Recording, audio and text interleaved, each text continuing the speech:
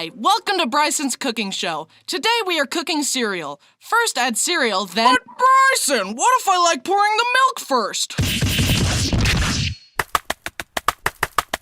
As I was saying, first add cereal, then milk, and voila, we've got cereal. What? Wait, no. The gates of hell open wide to receive thy soul. Now submit thyself to unending torment. No, please, I'm a good boy. Oh no. Bo, please save me.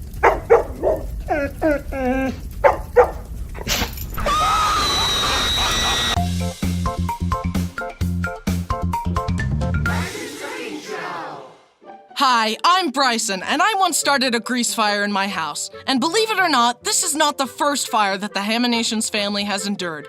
Let me start at the beginning. Now, almost all these stories revolve around one sibling, the pyromaniac of the family, my oldest brother, Brody. Now, before I decimate my brother's reputation, slander his name permanently, and ensure that he's never allowed within 500 feet of a lighter ever again, let me just preface with this. I love you, Brody. Our journey begins when Brody was 3 years old. I remember it like it was yesterday. Except I wasn't even born yet.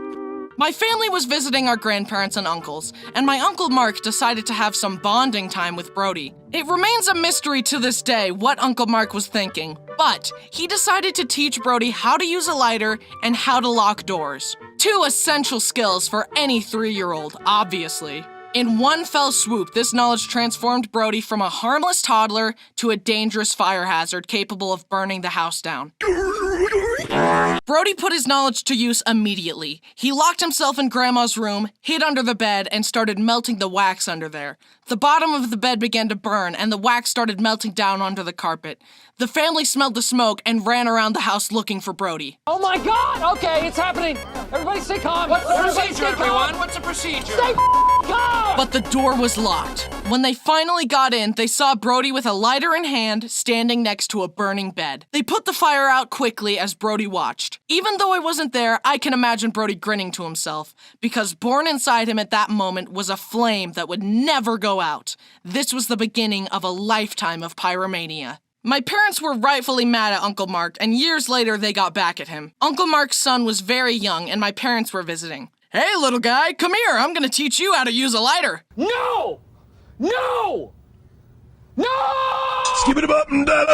Does your family have a pyromaniac, or are you normal? My main goal is to blow up. The next incident happened 1 year later. Brody was 4, and I remember it like it was yesterday. Except I was still not born yet. Mom was outside the house talking to a friend, and Brody was inside unattended. He decided that he wanted a hot dog. He had seen our parents use the microwave before and thought, oh, I just need to put it in the microwave, hit a couple buttons, and hit start. So that's exactly what he did. But he unknowingly set it to over an hour. A while later, Mom's friend noticed smoke coming out of the windows in the house. Mom ran inside in a panic and found Brody with his hot dog. I tried to make a hot dog, but all I got was a piece of poop. The hot dog was reduced to a flaming carbon crisp, burnt to the very core. And that's how my family house almost got burnt down by a hot dog. Then the next year, when Brody was 5, he got glasses. This time I remember it clearly.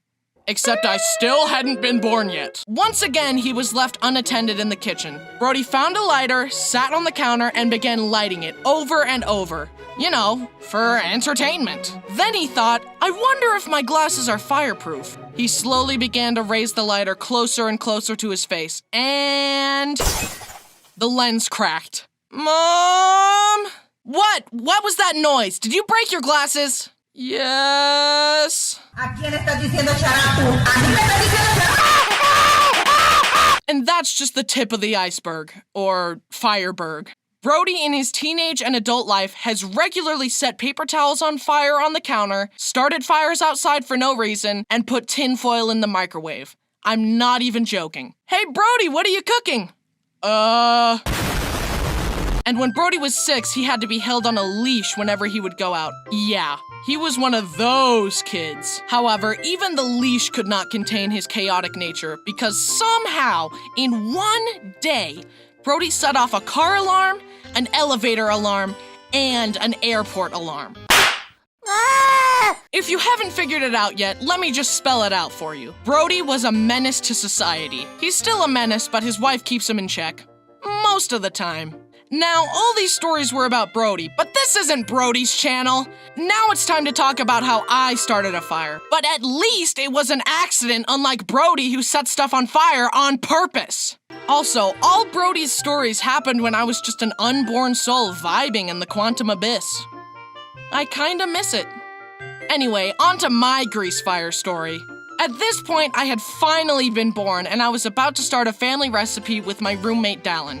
The chicken was defrosting and it was almost ready, so I put some oil in a pot and set the stove on low to heat up and be ready for the chicken. At least I thought I did, but I accidentally put the heat on maximum overdrive. Then I got distracted talking to Dallin and forgot all about the chicken. Yes. After a while, the room suddenly started filling with smoke. I wonder what that could be. We looked and saw a plume of smoke coming from the pot. As I ran over to try and fix my horrible mistake, the smoke caught fire and blazed forth an eerie orange glow. I saw into hell in that moment, and the face of Satan stared back at me. Then, for an excruciating couple seconds, I sat there frozen, wondering what to do. Have you heard the term fight or flight? Well, there's actually a third option, freeze. And my brain chose freeze. Dallin saw that I was paralyzed and quickly jumped into action. He grabbed a bowl and carefully covered the pot and extinguished the flame. I was so embarrassed that my big, strong roommate had to save me. I very gingerly helped get rid of the smoke by opening the windows. I cooled and cleaned the pot and very carefully finished the recipe. So good and tasty? I also apologized profusely to Dallin, who insisted that it wasn't a big deal. I honestly can't properly explain how embarrassed and ashamed I was. I was just trying to be an adult and make a meal, and I almost burned my house down. But I learned a valuable lesson. The lesson is, have a roommate who's not afraid of fire.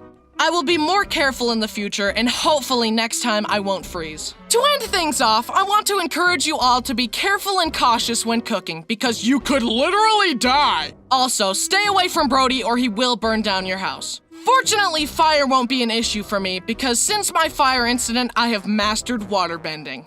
And I've mastered firebending. Don't do this, Brody. Don't challenge me. It won't end well.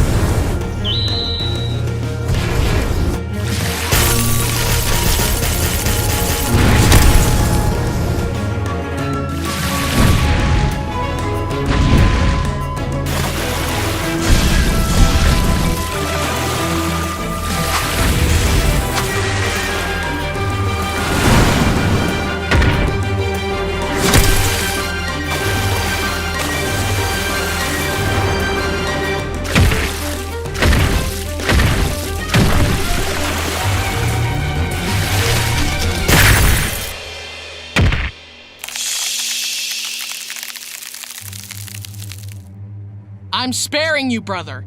I'm letting you go in the name of our past friendship. But I warn you, even a single step out of line will result in your permanent end.